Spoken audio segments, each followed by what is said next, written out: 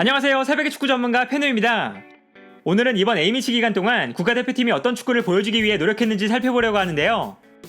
먼저 벤투 감독은 대표팀 감독으로 부임한 이후부터 언제나 전술적으로 확고한 방향성을 보여줬습니다.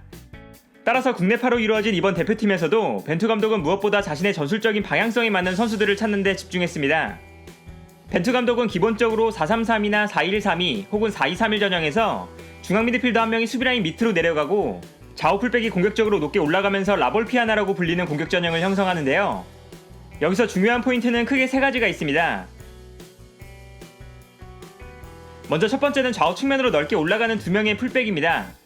벤투 감독은 좌우 측면을 넓게 활용하는 것을 굉장히 중요하게 생각하는 감독인데요. 좌우 측면에 있는 선수들을 넓게 배치하면서 상대 수비수를 좌우로 분산시키고 중앙에 있는 공격수들에게 공간을 만들어주기 위한 목적을 가지고 있습니다. 따라서 벤투 감독의 축구에서 좌우 풀백은 수비적인 측면보다 공격적인 측면에 집중하는 성향이 강한데요. 특히 수비라인에 있다가 빠르게 공격 지역으로 올라와서 공격 전형을 만들어줘야 하는 만큼 좌우 풀백의 스피드가 중요하고 그 스피드를 경기 내내 유지할 수 있는 체력도 준비되어 있어야 합니다. 그리고 그동안 대표팀의 주전 풀백으로 활약하고 있었던 홍철과 이용이 부상으로 경기에 뛸 수 없었고 해외파인 김진수는 뽑히지 않았기 때문에 벤투 감독은 이번 대표팀에서 오른쪽 풀백 자리에는 김태환, 왼쪽에는 이주용과 심상민을 활용했습니다. 김태환, 이주용, 심상민 이 세 명의 선수는 벤투 감독이 원하는 스타일의 선수들이었는데요. 먼저 김태환 같은 경우는 이번 시즌 울산에서 이청용이나 이동경이 중앙으로 들어올 때 울산의 오른쪽 측면 공격을 주도하는 역할을 맡고 있는 만큼 공격적인 역할에 익숙한 선수고 이번 시즌 K리그에서 가장 공격력이 뛰어난 풀백 자원이라고 할 수 있습니다. 또한 반대편의 심상민도 공격적으로 준수한 풀백 자원이고 특히 이주용 같은 경우는 이번 시즌 수비적으로 부족하다는 비판을 많이 받고 있지만 전북에서 풀백으로 뛰기 전에는 윙어로 뛰었던 선수인 만큼 공격적인 능력을 갖춘 풀백이라서 벤투 감독이 원하는 공격적인 풀백에 부합하는 선수였습니다. 그리고 올림픽 대표팀과의 경기에서 김태환과 이주용, 심상민이 모두 좋은 활약을 보여줬기 때문에 벤투 감독 입장에서는 홍철이나 이용 같은 주전 풀백들이 없을 때 자신의 스타일과 부합하는 풀백 자원들을 발견했다는 것이 이번 A매치 기간의 가장 큰 성과 중 하나일 텐데요. 한편 풀백이 공격적으로 올라가서 좌우 측면에 넓게 위치하면 여기서 중요한 두 번째 포인트는 좌우 측면으로 빠르게 볼을 보내줘야 한다는 것입니다. 특히 중앙 수비라인에 있는 3명의 선수가 좌우 측면으로 정확한 롱패스를 보내주는 것이 무엇보다 중요한데요. 상대팀 입장에서 보면 공격적으로 올라와 있는 풀백들을 견제할 때 수비에 공간이 발생하기 때문에 수비를 중앙에 밀집시킬 수밖에 없는데 이때 후방에서 좌우 측면으로 빠르게 패스를 보내줄 수 있어야 공격 상황에서 좌우 측면을 활용할 수 있는 것입니다.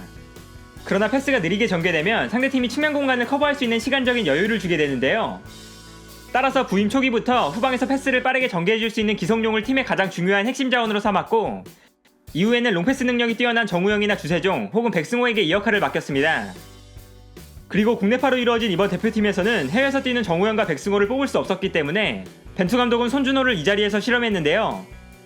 마침 손준호는 이번 시즌 전북의 수비형 미드필더 자리에서 좌측면으로 패스를 공급하는 역할을 맡고 있었고 K리그의 필드 플레이어 중에서 압도적으로 가장 많은 롱패스를 성공시킨 선수인 만큼 벤투 감독이 찾고 있었던 유형의 미드필더라고 할 수 있었습니다. 그리고 이번 친선 경기에서도 손준호가 좋은 활약을 보여주면서 벤투 감독이 손준호에 대한 만족감을 표시했는데요. 또한 좌우 중앙 수비수 자리도 새로운 선수들의 실험이 진행되었던 자리였는데 김영건과 김민재를 뽑지 않으면서 이번엔 왼쪽에 권경원, 오른쪽에는 원두재와 김영빈을 기용했습니다.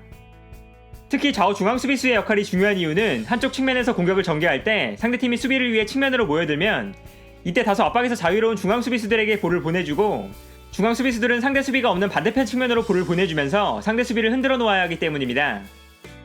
벤투 감독이 김영건과 김민재의 수비력뿐만 아니라 두 선수의 패스 능력에 큰 만족감을 표시하는 것에는 바로 이러한 이유가 있었는데요. 권경원은 훌륭한 패스 능력을 가진 선수라서 이전부터 벤투 감독의 신임을 받고 있는 선수였지만 이번에 주목해봐야 하는 선수는 처음으로 국가대표팀에 발탁된 원두재나 김영빈이었습니다. 먼저 원두재의 경우에는 울산에서 수비형 미드필더로 뛰지만 프로 경력을 중앙 수비수로 시작했기 때문에 중앙 수비수로도 충분히 뛸 수 있는 선수입니다. 그리고 이번 시즌 원두재는 수비형 미드필더 자리에서 볼을 전개하는데 굉장히 뛰어난 모습을 보여준 선수라서 벤투 감독은 원두재를 중앙 수비수로 기용해서 원두재의 뛰어난 빌드업 능력을 활용하기 위해 노력했는데요. 또한 김영빈은 K리그에서 가장 볼 점유율이 높은 강원에서 후방 빌드업의 핵심이 되는 선수고 이번 시즌 K리그에서 가장 많은 패스를 기록한 선수입니다. 벤투 감독이 이번 시즌 계속해서 눈여겨봤다고 언급했을 정도로 벤투 감독은 김영빈의 패스 능력을 높이 사는 모습을 보여줬고 결과적으로 벤투 감독은 원두재와 김영빈의 빌드업 능력을 활용해서 대표팀의 중앙 수비수 자리에 실험해봤는데요. 두 선수 또한 좋은 모습을 보여줬던 만큼 앞으로 벤투 감독이 대표팀을 이끌어가는 데 큰 도움이 되어줄 수 있는 선수들이 되지 않을까 합니다. 그리고 좌우 측면으로 넓게 배치된 풀백들에게 볼을 보내줬을 때 상대팀 수비가 측면으로 끌려 나오면 이때 중앙에 있는 공격수들은 빠르게 수비에 발생한 공간으로 침투해 들어가는 것이 벤투 감독의 축구가 가진 세 번째 포인트입니다. 특히 벤투 감독은 중앙에 있는 공격수들이 자유롭게 스위칭하면서 상대 수비를 혼란스럽게 만드는 것을 중요하게 생각하는데요. 따라서 손흥민을 중심으로 황의조, 황희찬, 이재성, 권창훈, 남태희, 나상호처럼 지금까지 벤투 감독이 공격 라인에 배치하는 선수들은 모두 중앙과 측면을 가리지 않고 소화할 수 있는 선수들로 구성되어 있었고, 그렇기 때문에 선수들이 특정한 위치에 구애받지 않고 자유롭게 자리를 바꿔가면서 플레이할 수 있었습니다. 그리고 이번 대표팀에서는 나상호를 제외하면 김인성이나 이동준, 이동경 같은 선수들은 대표팀에서 자주 볼 수 있는 선수들은 아닌데요. 이 선수들도 측면과 중앙에서 모두 뛸 수 있는 선수들이기 때문에 벤투 감독은 이번 국가대표팀에서도 자신이 원하는 스타일의 선수들로 공격진을 구성했다고 할 수 있습니다. 특히 이번 국가대표팀에서는 이주용과 왼쪽 측면 공격수들의 플레이가 눈에 띄었습니다. 김인성이나 나상호가 측면으로 움직일 때 이주용이 중앙으로 움직이면서 상대 수비를 혼란스럽게 만들었고, 이주용과 측면 공격수들이 자유롭게 자리를 바꿔가면서 공격을 진행할 때가 많았는데요. 이주용이 중앙으로 움직이는 플레이의 훌륭한 모습을 보여주면서 상대 수비를 혼란스럽게 만들 수 있는 또 다른 공격 옵션이 추가된 모습이었습니다. 한편 최전방 공격수 자리에는 황의조가 나오지 못할 때 벤투 감독은 이정엽을 활용할 때가 많았습니다. 그리고 이정엽은 황의조처럼 중앙과 측면에서 모두 뛸 수 있는 선수는 아니지만 이정엽이 경기장을 활발하게 돌아다니면서 공격의 연결고리가 되어주고 공간을 찾아서 뛰어들어가는 공격수들에게 볼을 건네주는 방식으로 플레이가 이루어지곤 했습니다. 따라서 이번 대표팀에서도 이정엽은 이전과 비슷한 역할을 맡았고, 벤투 감독은 이정엽을 대신할 수 있는 선수로 김지현을 실험해봤는데요. 김지현은 소속팀인 강원에서도 낮은 위치까지 내려와서 빌드업에 참여하는 선수이기도 하고, 상황에 따라서는 중앙 혹은 공격형 미드필더로 출전하거나 측면 공격수로 뛸 수 있을 정도로 굉장히 폭넓은 활동 반경과 훌륭한 연계 플레이를 갖추고 있는 공격수입니다. 공격수들이 한자리에 머무르지 않고 활발한 움직임을 가져가면서 상대 수비를 혼란스럽게 만들고 싶어하는 벤투 감독의 축구에 적합한 선수라고 할 수 있는데요. 김지현 또한 이번 친선 경기에서 준수한 활약을 보여줬기 때문에 앞으로 대표팀에서 자주 볼 수 있을 만한 선수가 되지 않을까 합니다.